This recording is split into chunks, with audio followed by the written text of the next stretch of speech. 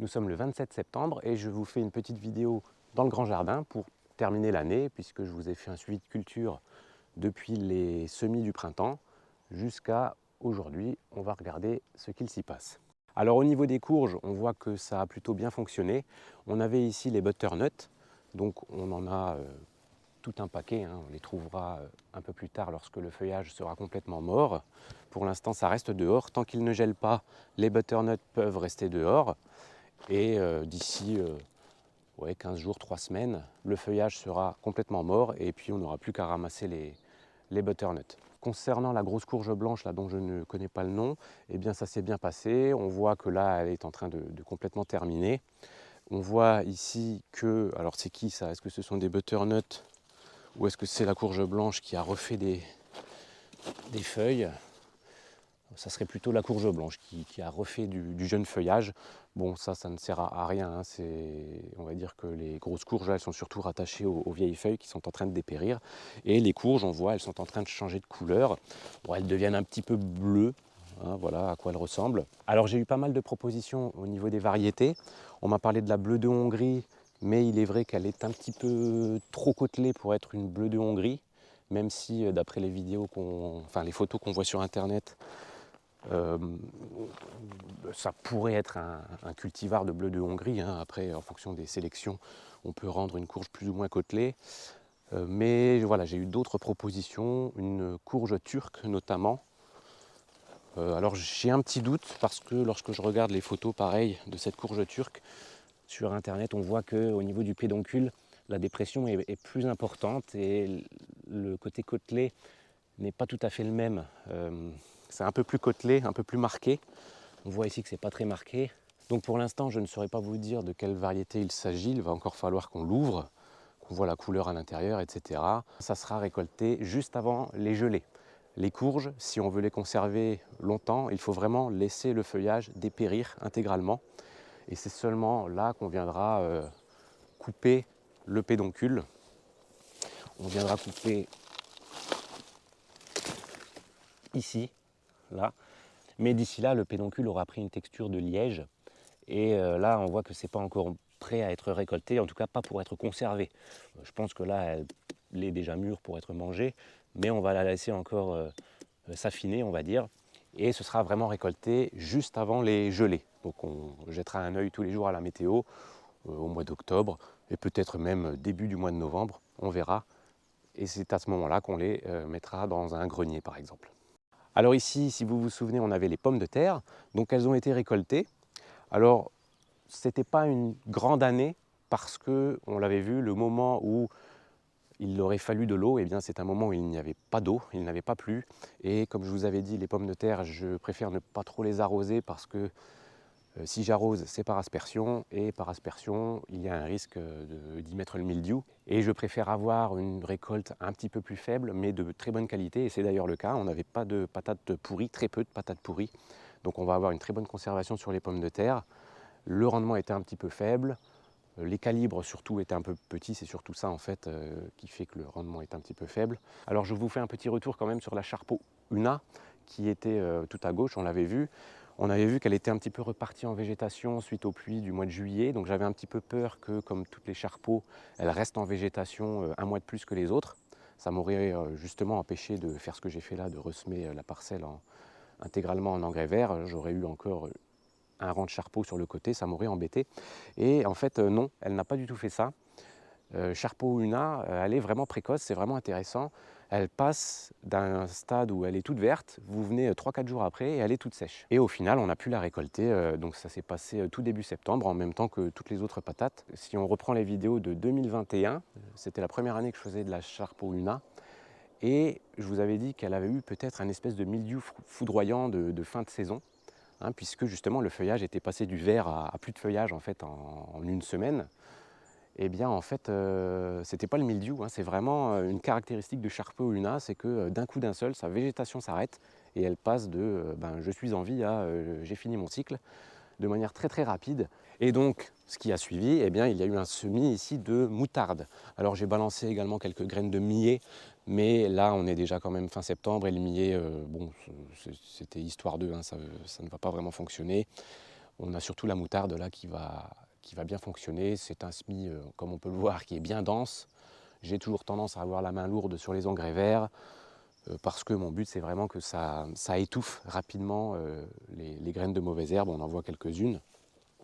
On en voit ici par exemple ça, donc ça c'est pas moi qui ai semé ce petit truc là, mais ce petit truc là en fait va rapidement être recouvert par la végétation de la moutarde blanche et ça va nous faire comme une bâche de moutarde blanche qui va tout nous étouffer. Alors ici on arrive sur la parcelle où il y avait l'ail et ici les oignons échalotes.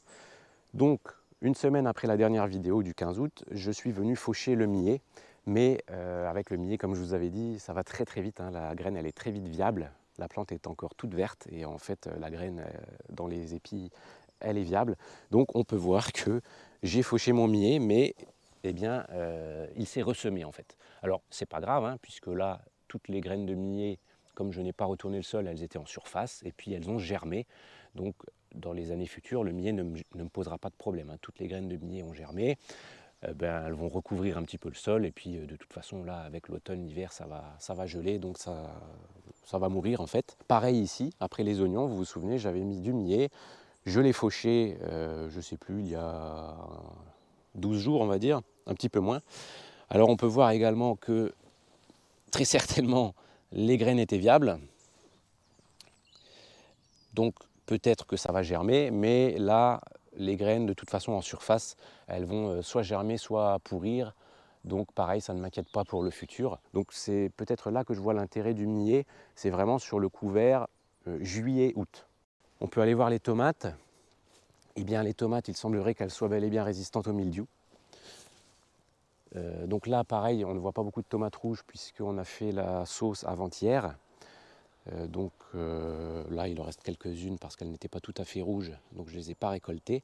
Mais on peut voir que les tomates sont très belles pour la région, pour la période, et le fait qu'il n'y a pas de bâche, et qu'il n'y a aucun traitement, et qu'il n'y a même pas de soins, hein, comme on peut le voir. Je n'enlève pas les vieilles feuilles attaquées. Et donc, on retrouve ce qu'on avait vu en première année.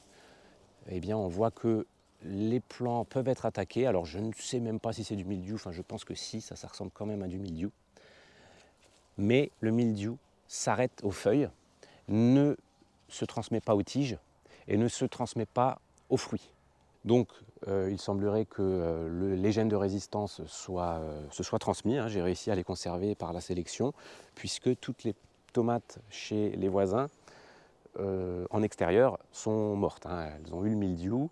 Je peux vous dire que la variété Super Steak que les voisins font a résisté un tout petit peu plus longtemps. Elle a résisté 12 jours de plus environ au mildiou, mais elle a quand même fini par succomber parce qu'elle n'a pas du tout les mêmes gènes de résistance que la variété d'origine de celle-ci là, sur laquelle je travaille, que j'essaye de fixer. Vous irez voir la vidéo sur le sujet si ça vous intéresse, si vous ne connaissez pas ma petite expérience. Et donc on a encore fait des quantités de sauce tomate, voilà, on en avait déjà d'avance de l'année dernière, donc là on en a encore fait beaucoup. Et puis j'ai repéré les deux pieds. Cette année je vais faire la sélection sur deux pieds. On a ce pied là qui donne de très bonnes tomates, voilà, ici. Et on a ce pied là, ils sont repérés avec des petites ficelles, on voit en haut là les petites ficelles bleues. Ce pied là qui lui est très résistant. Voilà, on voit qu'il a beaucoup de feuillage vert par rapport aux autres. Alors en ce moment c'est la période des, je ne sais pas si on les voit, des araignées, il y en a partout, des belles toiles. Donc là quand vous allez cueillir des tomates, vous en avez plein les cheveux. Ensuite on voit ici qu'on avait la parcelle de Mojette. Alors ici j'ai mis de la navette fourragère et j'ai mis également un petit peu, on en voit là, du trèfle incarnat. Bon, à mon avis, le trèfle incarnat va se faire étouffer par la navette. C'était pour essayer. Ici, l'idée, ce sera de venir faucher au mois de janvier-février la navette. Bon, s'il y a du trèfle incarnat, c'est très bien. Et puis, je donne ça à manger aux vaches. J'avais jeté aussi quelques semences. Ici, on voit de la vesse, des trucs qui me restaient. Voilà, j'avais mis 2-3 trucs en plus, des fonds de boîte.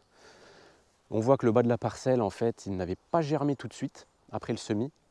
Hein, donc la mojette, on peut revenir à la mojette, La récolte s'est faite dans la foulée de la vidéo du 15 août. Donc ça s'est très bien passé. On a fait, alors je n'ai pas les kilos, mais on a environ 60 litres de mogettes. Donc ça va, il y a ce qu'il faut. On peut voir que, je vous avais dit qu'on en laisserait un petit peu sur le sol, c'est-à-dire les haricots qui étaient à moitié pourris, là, dont tous les grains du bas étaient moisis. On les a jetés au sol pour ne pas avoir à faire de tri sur la table, etc. On aurait perdu beaucoup de temps, parce que là, nos 60 litres de haricots, ils sont beaux, ils sont vraiment en blanc. Il y a très peu de tri à faire. Donc on avait jeté les plus mauvaises gousses au sol pendant la récolte. Et du coup, dans ces gousses, il y avait quelques grains viables. Donc on peut voir qu'on a du haricot qui a regermé. Alors ça, c'est pas grave, puisque là, on va rentrer dans l'automne. Il va faire de plus en plus froid, ça va geler. Puis dès qu'il y aura une petite gelée blanche, il va crever. Et la navette fourragère reprendra le dessus. Et donc, tout ça, ça a été semé fin août. Mais en fait, on a eu une période un petit peu sèche. Depuis le 15 août, en fait, on a eu toute la deuxième quinzaine d'août, il n'a pas plu. Début septembre, il n'a pas plu. Donc en fait, ça avait très mal levé. Mais les semences étaient restées en terre. Et puis on a eu 40 mm en une nuit la semaine dernière. Et là, ça a fait lever en fait le bas de la parcelle. Et donc là, pareil, on va avoir de la navette et peut-être un petit peu de trèfle. Alors ensuite, le maïs, eh bien, le blanc de Monin, il est récolté. Donc il a été récolté à la mi-septembre. Donc ça c'est génial par rapport à l'ancien maïs que je vous avais présenté, qui était très haut, qui faisait beaucoup de biomasse, c'était génial, mais il fallait le récolter souvent fin octobre. Et fin octobre, ici, on a des problèmes d'humidité pour avoir des épis bien secs, etc. C'était la galère, je vous avais montré ça, on mettait ça devant la cuisinière à bois dans des cagettes, etc. Alors que là, le maïs, il était déjà bien sec sur pied, et en plus on peut terminer son séchage de la même manière en cagette, mais simplement à l'extérieur. Là, pendant le mois de septembre, on avait encore des belles journées, on en a encore, on en aura encore, donc on le sort à ce moment-là pour que ça ventile dans les cagettes, un petit peu comme un cribe en fait, les fameux cribes à maïs. Et donc, eh bien, c'était très bien. La variété est intéressante. Alors par contre, du coup, vous voyez, quand on change un paramètre dans un petit système de culture, donc avant j'avais des maïs qui faisaient plus de 3 mètres de haut avec des grosses tiges, etc., qui se tenaient bien. Et bien là on avait un maïs qui faisait maximum, on va dire 2 mètres de haut, avec des tiges 2 à 3 fois plus petites en termes de diamètre. Et je vous avais montré comment je gérais, après la cueillette du maïs, le champ. Je coupais à la machette pour faire des petits bouts et puis pour laisser au sol. Mais ça marchait bien avec l'ancienne variété, puisqu'elle avait des tiges fortes et épaisses. Et donc quand on mettait un coup de machette, ça la coupait net, mais avec des tiges beaucoup plus fines et beaucoup plus molles, on va dire. Quand je mettais un coup de machette, eh bien en fait ça ne cassait pas. Enfin, une fois sur deux, ça ne coupait pas. En fait, il y avait la tige qui pliait et puis qui venait s'enrouler autour de ma petite machette. Donc en fait, c'était pas possible de gérer le champ de maïs de cette manière-là. Bon, alors c'est pas grave, j'ai du coup sorti la grosse artillerie, j'ai sorti le broyeur à prairie avec le tracteur et je suis passé 2 fois et j'ai tout broyé. Et ça, par exemple, c'est quelque chose que je n'aurais pas pu faire avec le grand maïs de 3 mètres. Avec mon tracteur, je ne pouvais pas rouler par-dessus. J'aurais fait des dégâts, ça ne se serait pas très bien passé avec mon petit coucou là, de 45 chevaux. Alors que là, eh bien, en 2 coups, j'ai tout broyé, les tiges sont broyées, bon, il en reste une ou deux par-ci par-là, c'est pas grave, elles seront ratissées au printemps. Et qu'est-ce que j'ai fait derrière?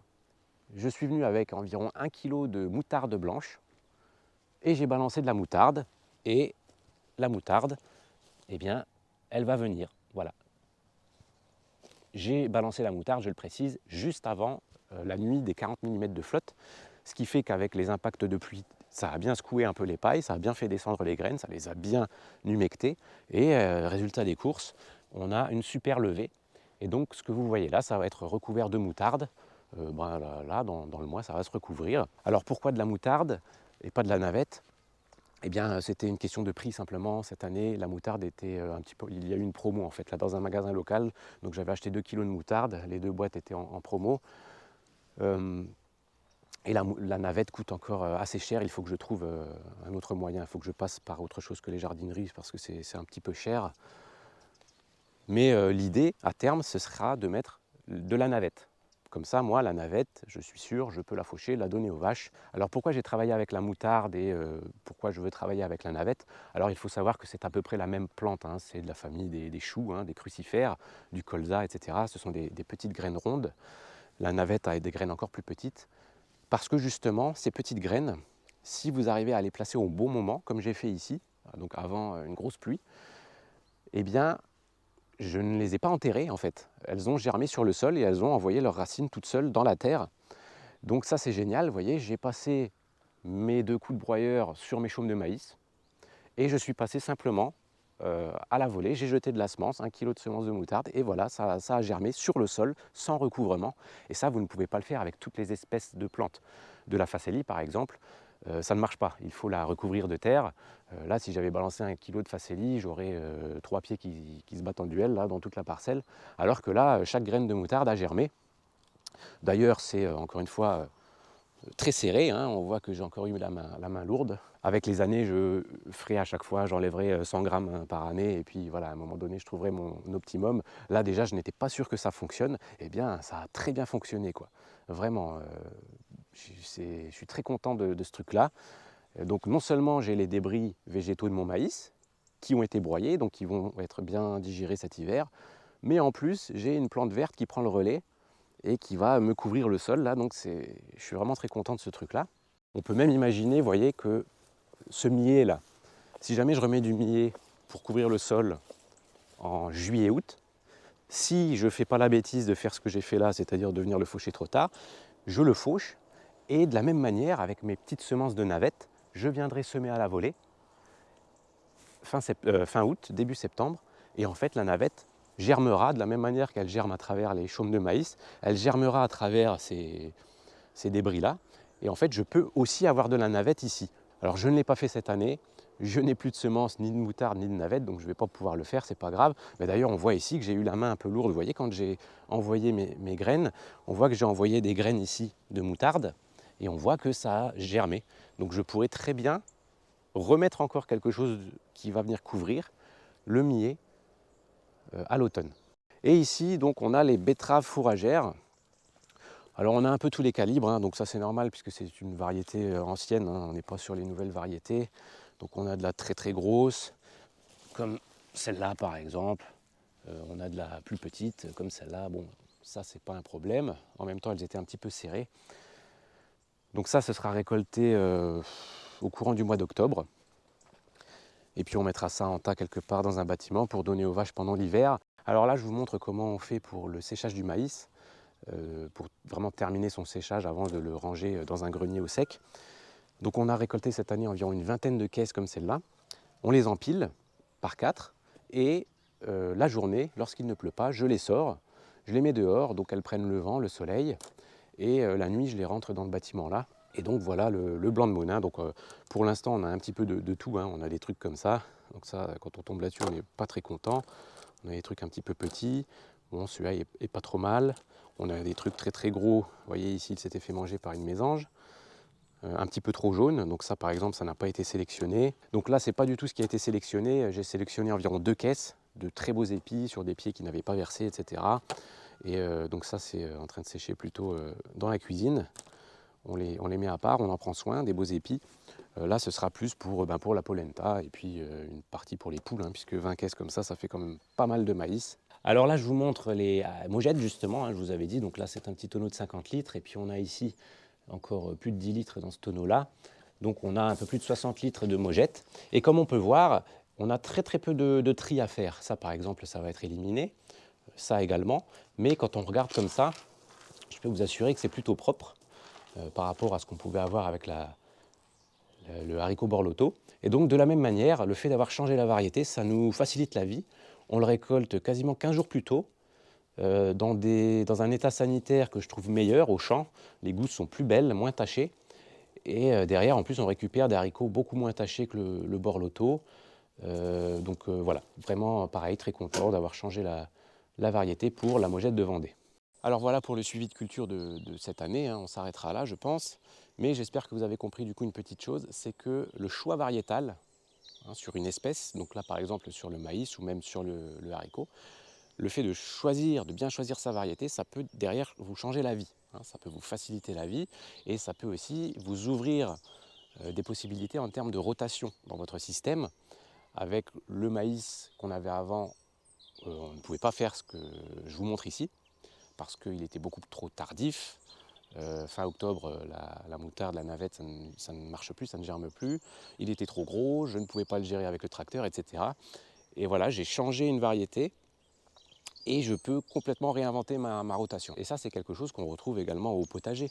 Ou si vous voulez planter par exemple des groseilliers et que chaque année vous partez en vacances du 1er au 15 juillet. Eh bien, vous, votre groseillier, si vous allez l'acheter dans la première jardinerie, vous allez avoir quasiment que des variétés qui vont fournir des groseilles du 1er au 15 juillet. C'est quand même dommage de partir en vacances au moment où les groseilles sont mûres. Mais si vous réfléchissez un petit peu, vous trouvez une variété plus tardive qui va vous donner des groseilles fin juillet, voire même il y a des variétés qui donnent début août. Et donc voilà, vous avez simplement changé le choix variétal.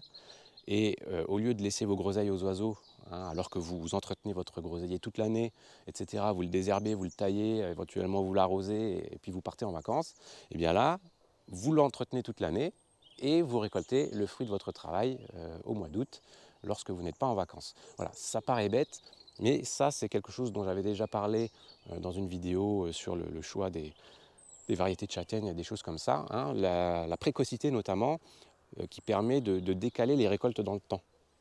C'est-à-dire que là, par exemple, on ramasse le maïs mi-septembre, et là, on va attaquer la récolte des châtaignes. Alors qu'à une époque, on devait récolter le maïs en même temps que les châtaignes. Donc ça faisait une surcharge de travail à ce moment-là. Voilà, donc choisissez bien vos variétés, facilitez-vous la vie, et à la prochaine.